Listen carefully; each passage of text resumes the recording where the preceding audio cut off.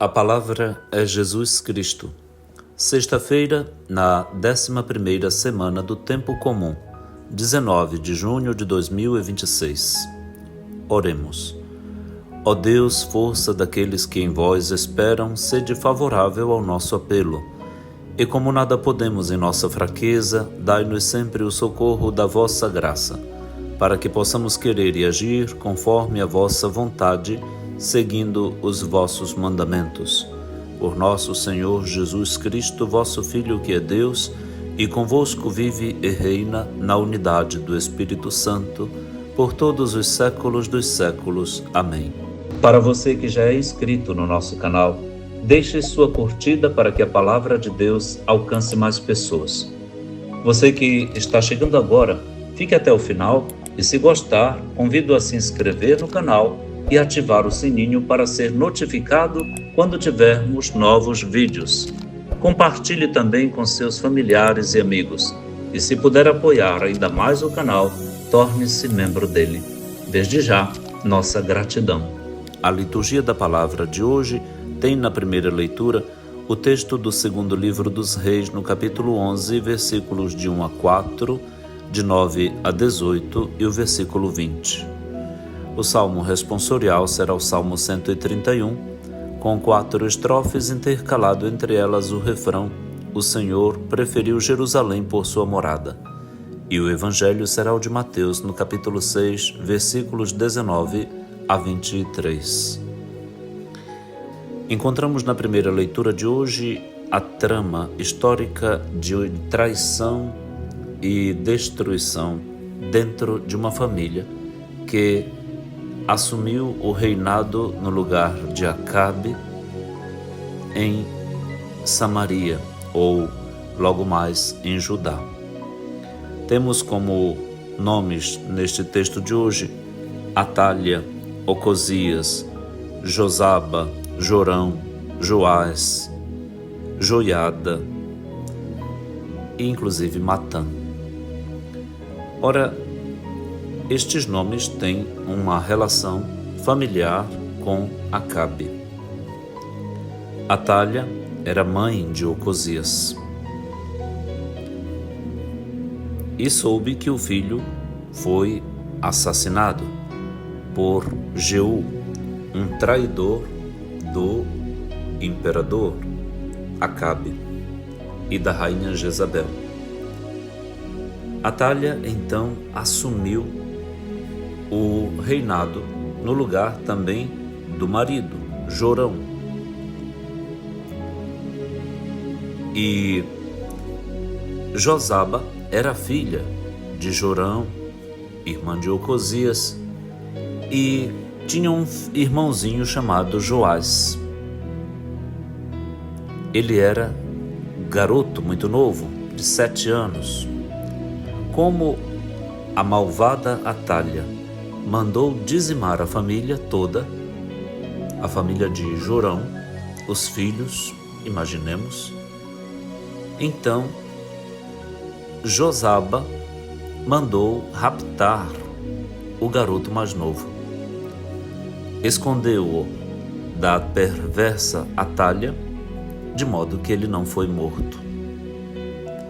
E aí Atália reinava no país. No 7º ano, um sacerdote chamado Joiada, que casou com Josaba e que cuidava do templo, preparou uma armadilha. Chamou os centuriões do palácio e arrumou com eles um estratagema para trair Atália, de modo que, guardado o garoto no templo, escondido, criado por lá, pudesse substituir, ainda que novo, a rainha Atália, e toda a multidão o proclamasse rei no lugar de Atália. E foi assim que aconteceu. O povo todo foi conclamado para aplaudir e Joiada, que era o sacerdote do templo, coroou Joás, com 7 anos, rei de Judá. Atalha, sabendo disso e vendo os gritos do povo, veio para ver o que estava acontecendo.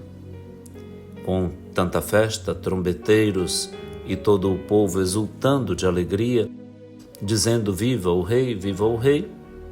Atalha então rasgou suas vestes e bradou: traição, traição. Então o sacerdote Joiada ordenou aos centuriões que comandavam a tropa para levá-la para fora do recinto do templo, e se alguém seguisse esta malvada, fosse morto também à espada. Ela não deveria ser morta dentro do templo. Agarraram-na e levaram-na aos empurrões pelo caminho da porta dos cavalos até o palácio, e ali foi morta Atalha. Em seguida, Joiada fez 2 alianças, uma aliança entre o Senhor, o rei e o povo, e o povo se comprometia a ser o povo do Senhor, e fez uma aliança entre o rei e o povo, e todo o povo do país dirigiu-se depois ao templo de Baal e o demoliu. Destruíram totalmente os altares e as imagens e mataram também Matã, sacerdote de Baal, diante dos altares. E o sacerdote Joiada pôs guardas na casa do Senhor, e todo o povo do país o festejou, e a cidade manteve-se calma, em paz. Quando a mentira, a corrupção, a disfarçatez, o cinismo, o ódio é vencido, se tem paz. A paz é fruto, sim, de uma reforma socioeconômica e até religiosa também. Foi isso que aconteceu neste período após o rei Acabe e após a rainha Jezabel, quando foi morta, então, a filha de Acabe, Atalha, que reinou no seu lugar, matando, inclusive, Jorão. O Senhor preferiu Jerusalém por sua morada, diz o salmista no Salmo 131 hoje. No Evangelho nós encontramos Jesus que chama nossa atenção para os tesouros, aquilo que mais importa na vida da gente. Tomar cuidado para juntar aquilo que o ferrugem não destrói, nem os ladrões assaltam e roubam. Há bens tangíveis que são destruídos, roubados, que se acabam. Nosso Senhor nos aconselha a colocar o nosso coração no nosso tesouro, no céu, onde não haverá traça, ferrugem e ladrão. E esta escolha precisa ser feita com um olhar iluminado pela fé, porque se não tiver luz, nossas escolhas serão feitas no tato, tateando e encontrando aquilo que passa, que é volátil: dinheiro, poder, fama, mandatos, títulos, cargos, o carguismo. Nas nossas comunidades estamos adoecidos de carguismos, de carguistas, carreiristas também. E isso está destruindo a paz em nossas comunidades. Coordenadores que estão mais interessados em dinheiro, em poderes, do que no serviço à comunidade. E nestes cargos querem se eternizar, querem se manter exatamente para tomar posições e decisões sozinhos, nem comunicam aos párocos. Isso está acontecendo em todo lugar. E como está causando uma confusão danada nas paróquias. Pelo que pedimos a todos que parem. Isso bagunça a igreja. E você que faz isso é o culpado, deve ser destituído. Deve ser destituído imediatamente.